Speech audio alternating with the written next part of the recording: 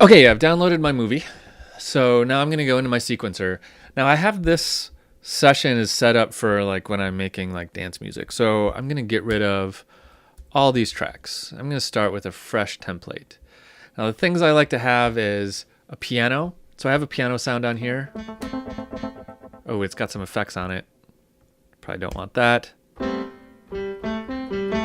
Okay, there's a piano. I don't need that. So let's make a couple new tracks. I'm going to make MIDI tracks, and here I'm going to kind of think about what I'm going to use for this. I'm not bound to this, but I probably want to use orchestra. So I'm going to throw an orchestra library on there.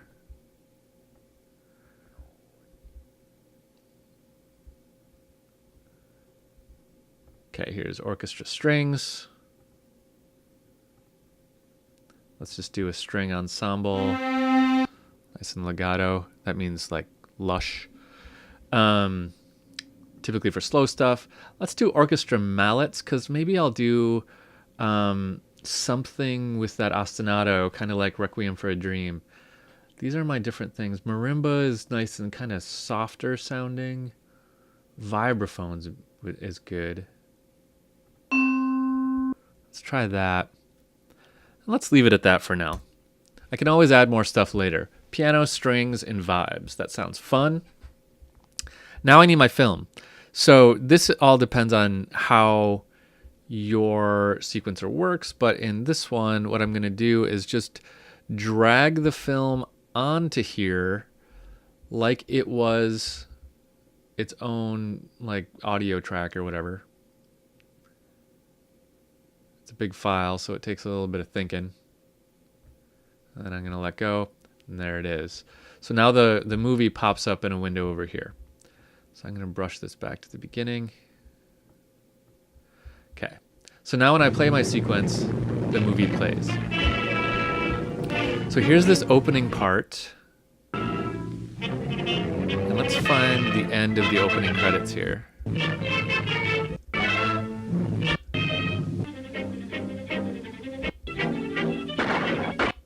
There's an ostinato in it already. Tough guys. Okay. Inspector.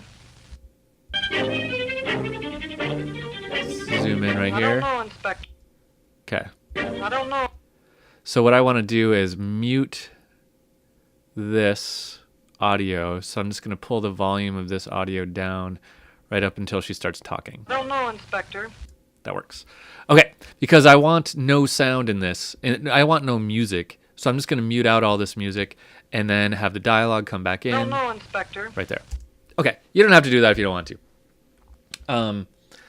So now I'm going to write my music here in Ableton, in my software, and then I know some of you want to see it in traditional notation, so I'll jump back and forth a little bit so we can see it in traditional notation as well. But to be honest, this is probably how I would work on a project like this.